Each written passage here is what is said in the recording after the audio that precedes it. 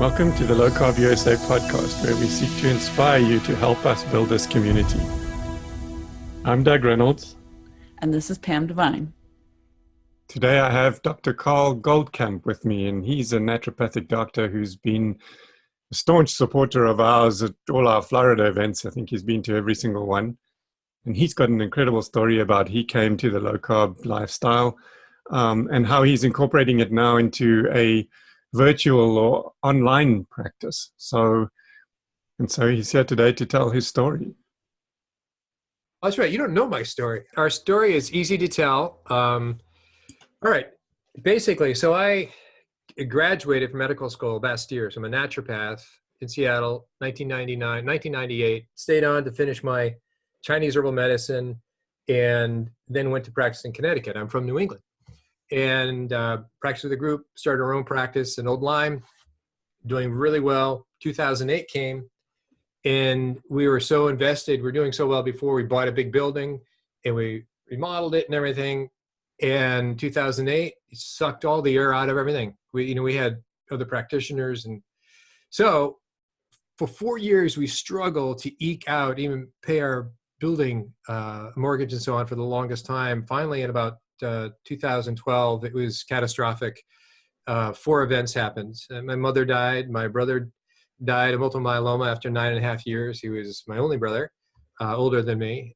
Judy, who you've met, she was diagnosed with a brain tumor the size of a small plum, lost the vision in one eye.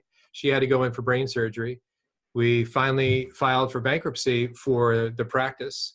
And after all that, my internal stress blew up, and I was diagnosed with the worst Crohn's and ulcerative colitis greater southern Connecticut had ever seen. So we had a problem. We were down and out, and how to come back from that. So that was 2012. I think you guys started, I can't remember when you guys started, but where I became very anemic, down to a hematocrit of 15, which is 3 cups of blood when you should have 9. So that's almost nothing. That means you lie down on the floor on your back. You have a resting heartbeat of over 140 beats per minute, 140 beats per minute. So I had to change some things. I can't believe I'm going to go out this way. I can't believe I'm just going to fade away and die. So we found another doc. I got blood transfusions and with that, we took out what money that wasn't obligated to go in bankruptcy, and I went to international conferences on gastroenterology. So I learned all about FMT, fecal microbiota transfer. Now they call it FT. And got to know people from Australia and Belgium, the top of the world. They were using it actually in Belgium for diabetes. Really interesting stuff. So I went in that direction for a while, and I started learning about, part of this, I buy this. I needed to really just, and that I did get some benefit. And meanwhile, Judy was healing from her post-surgery, major brain surgery of 12 hours, that there had to be something about above the gut that treats the gut. What you eat determines, sort of obvious. And the science is so new on that too. They can't tell you what a healthy microbiome is. They can only tell you what a pathologic, what is a dysbiosis, when there is a certain species of bacteria or viruses that are overpopulating. Well, that they can identify. So it's really interesting. We've had all that. So coming into what's better, we got into bone broth. So bone broth then led me into other things, led me into the ketogenic diet. This is probably a year or two before the metabolic therapy conferences down in Tampa. And so I read all about that, read Jeff Volek's book. At the time, he was at UConn doing his first publication. So we were in Connecticut. I go, really? This is from UConn? This guy's up at UConn? Of course, he didn't stay at UConn much. I talked to him later at the metabolic therapy conference, and he's glad he left. And so just reading everything I could, because I think this is something that could help us. But it wasn't etched in stone then. It wasn't as it is now. It's not black or white. So went down. I knew Ellen Davis, who got me into the metabolic therapy conference. There's only 60 people that first conference. Second year, there was 200. And after that, they don't even do it in Tampa anymore. They got bought out. So you came in on the second year of the metabolic therapy conference over on the other side of Florida. So when we attended you were starting from a different place of some of the same speakers, but a little more grassroots. And so now it was like, so who has received benefit and who's willing to talk about it? So I can almost name the speakers then. And it was generalized. The next year is even more focused. The speakers then were more acquainted with blood work, more clinical, and so they had their data. So now you have people bringing up their data plus their story. So this tended to overlap with me a lot. It's like, wow, I can understand now that, the labs were not anything strange. And so it's funny, we were already doing the HIT, but not from Dr. Ben's, from Dr. McGuff's The Body by Science, but it got refined. We're talking to Dr. Ben, speaking of later speakers. But these pieces started to come together, saying, so what can we do? What can Judy do not to get another brain tumor or to reduce what she has? So clearly it was appropriate, even though there's no data there. There's no data for a meningioma and keto. We're willing to accept that. When you're going something new, don't look for the whole thing to be paved. That's not going to happen for 20 years. So, but it was very exciting when you started to nuance, even the anecdotal or connect with some of the speakers, they'll point you in something, another direction. But once you let that go and you're just after anybody who's had some success, and then of course we started working with ourselves. So that's pretty much how this came together. With yours, I am almost being spoon-fed because it's covered some of what I knew, but now it's coming into, those first 4 more years of keto, the metabolic therapy conferences, certain things that were thought that were true are no longer really true. That was in the world of exogenous ketones, and that's going to save the world. Well, it will if you have, if you're an older person or have a neurological disorder and you just need ketones. Tom Segfried will say that, and others will say that, certainly Stephen Kinane. And but for the average person, ketones get in the way of losing weight. And most people come to keto, low carb, high fat, to lose weight. So that was a non sequitur. That was clearly, don't go there. That's been documented. So there's a few of those, hey, isn't it wonderful? Now it's, no, actually, it's much broader than you ever thought possible. You can almost, it's hard to think which wouldn't apply, but now, certainly for my gut, how many colonoscopies later, there is not even a residual sign. And so it's like, I'm now leaner than I've been in probably 20 years, certainly healthier. And it's like, it's became a bigger story. It wasn't just heal the gut, go find out, go apply. It is way beyond that. It's invigoration, it's restoration across the board. Yeah, and I feel like you touched on it here, is that most people, even still today, are still coming to the ketogenic diet or the low carb, some form of low carb diet with the idea of weight loss in mind. Right. And what actually happens is that they become metabolically healthy, and as a side effect, they normalize their weight. Right.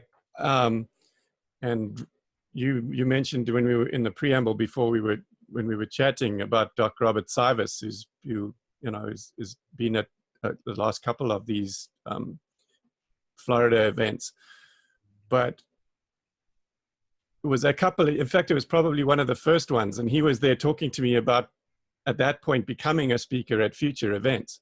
Mm-hmm. I don't know if you remember him. He was up. He came up and asked a bunch of questions all the time, but he wasn't actually a speaker. Yeah, we were standing outside the room waiting for them to open up to go into dinner the one evening, and he said to me, "Doug, no one ever died from being fat." And he's a bariatric surgeon, right? So right. Yeah. About obesity, and he said no one died or dies from being fat. He said they die from the underlying metabolic issues that caused them to put on that weight.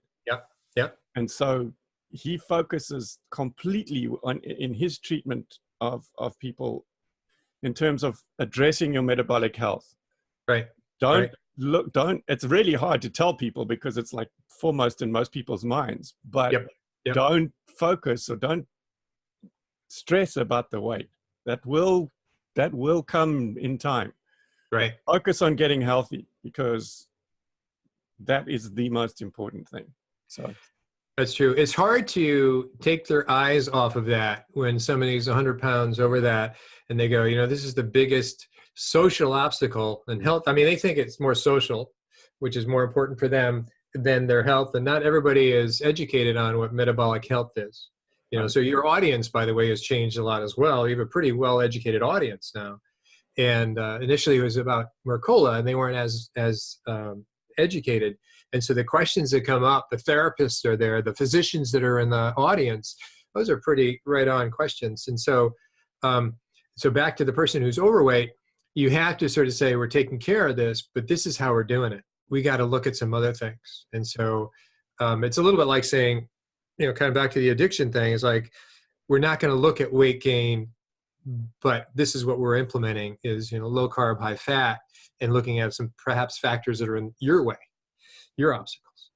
I agree. It takes a while for people to come there, and there's a lot of, many are called, few are chosen. A lot of people come with, I won't say too high expectations, but as a rather superficial understanding of what can happen and what it takes to make happen.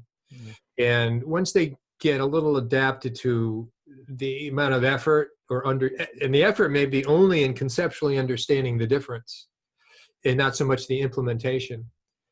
So that therein is the shift. You're a naturopathic doctor by training, right? Yep. But you're no longer actually practicing that way, but you're still working a lot with this stuff. So maybe just describe what it is that you're doing right now. Okay. So I no longer want a bricks and mortar practice. Okay. The outlay for that we lost that outlay, and I don't want to go back there. Even on the malpractice, boy, all that stuff. So we've been, the world has changed also, obviously the internet, but I can order blood work for anybody in the contiguous United States through a Quest affiliate called Alta. And so we can work with that. Zoom allows me to talk to anybody, but I'm trying to, so in addition to quote unquote coaching, which is basically going through blood work and everything else, I'm still doing what I did then and touching them kind of indirectly, but finding ways of having them, understanding their labs and some of these other special things that I look into, so they get the aha of, this is actually a pretty easy thing for me to go forward. So what I'm doing is coaching, developing courses, developing a program, because I'd like to automate the things that drive me crazy and repeating, and simply have that something they can look at. And then you do have to go through some of their blood work, and behind all this is, what they do every day is low carb, high fat at these other levels. So basically making courses, and I find much more rewarding, because if people have to pay, they pay attention. And so you're getting a different kind of person sitting in front of you. Whereas before, if it was covered by insurance, they would come. And kind of like with Dr. Westman, maybe it's the insurance that accounts for so much lack of compliance. It's somebody else paid for it. Right. They see it. There's no skin in the game, right? There's no skin in the game. Absolutely. So that's what I'm doing, and I like it, because the world's flat, and I don't know where I'd be able to order blood work in Argentina, but certainly it works in the United States. But you actively working with and coaching patients who are trying to understand their metabolic health and trying to improve it by addressing it with this lifestyle. Oh, absolutely. All right. So I'll try and put it in the notes as well, but you're one of the early adopters, I suppose. You're one of the first people that we actually certified on our list of providers. Yeah. So if people want to look for you, just go into our list of providers and search for Dr. Karl Goldkamp, and or put in the zip code. What's the zip code there? It's 28560. 28560. So if you search either of those within our medical practitioners provider list, you'll be able to find him, contact him, and work with him remotely, because I know that's one of the big problems at the moment, is that people are struggling to find a doctor that is open to the conversation at the very least, I agree. Here's how I think this sort of plays out, because we just moved from Cape Cod, Mass, to New Bern, and so because we had some friends in the area, and so I think that, you know, I don't want a bricks and mortar, as I say, because of all the expense and so on and so forth. However, I feel a little that it behooves me to some extent of developing, in the very least, a meetup, you know, a keto meetup, because there's a lot of conversations that can be had that don't have to be that complicated, and people can just get going. And that sort of serves that particular hands-on. And so I think this getting a map of all these different meetups across the country is another way of making this. Yeah. Well, I mean, we did that. Well, just started promoting more the local one we kind of got going in San Diego. There's actually not I just kind of go, and it's actually Brian Lenskes and Jeff Cotterman and that actually put it together. Nice. But the idea is that we'd love that to spring up all over the place. Yep. So I would say it's like it's such a good fit, because it just allows basic conversation without getting too technical. And look at LowCarbUSA. It's a lot of these talks are pretty sophisticated. Yeah. You start with, hey, this is the big picture, and then it goes to, wow, I didn't know that. It goes way off in a direction that you need a little education to understand, or ask the questions. Right. And that's how it goes with most of us. Yeah. Anyway, we're trying to focus more and more with this podcast on doctors and patients who have had success with this. Because I think that's what people relate to, you know, at the end of the day, as you mentioned, like we've got these incredibly sometimes famous speakers up on the stage, and scientists and doctors that are telling you about the scientific reasons why this is right. Right. But what people really relate to is somebody just like them, right, that has had success, and they can look at it and say, hey, that's me. Right. I can do this. Right. And you know, and that's all goes back to our efforts in trying to develop a community and trying to help the community to do this and be successful at it. So you are, and it's coming to bear fruit. It's a big deal. Yeah. Awesome. Thank you very much. You're very welcome, Doug. Take care. Yeah, cheers. You too. Bye-bye. So you'll notice that we haven't had any commercials at all during this podcast, and we intend to keep it like that if we possibly can. But at the same time, the work that we're doing and the efforts that we're going to get the clinical guidelines done, there's just so much to do. And in order to really, for this to be sustainable, we need your help. And so what we're asking you to do is go and take a look at our Patreon account. There's actually quite a few options there. It provides you with options to actually go onto our site, and there's membership options there where you can get access to all our video content and other perks of being a member, or even just, you know, $1 a month, become a patron. And you can find that in patreon.com/LowCarbUSA. I'll put it in the show notes and in the episode notes so that you can find it. And help us to change the world. Yeah, so I think a lot of people take a look at the conference registrations, and I think they immediately assume that, you know, from a distance, that these might be money-making endeavors that we're doing with these conferences. And you know, it's hard to admit, and it's hard to tell people that we really aren't making any money from these. All 11 of the events that we've done have not been a profitable endeavor. We've literally had to dip into our credit, basically. It wasn't anything. It wasn't like we actually had a pocket to dip into and put money into. We've had to take loans and get a lot of credit for these events. So any little bit that you can help, every ticket that's sold, every little bit of $1 a month in a Patreon account will help us to fund our endeavors and fund the programs so that we continue to do some of these other things that are free content that project management that we're doing on the clinical guidelines will really go a long way.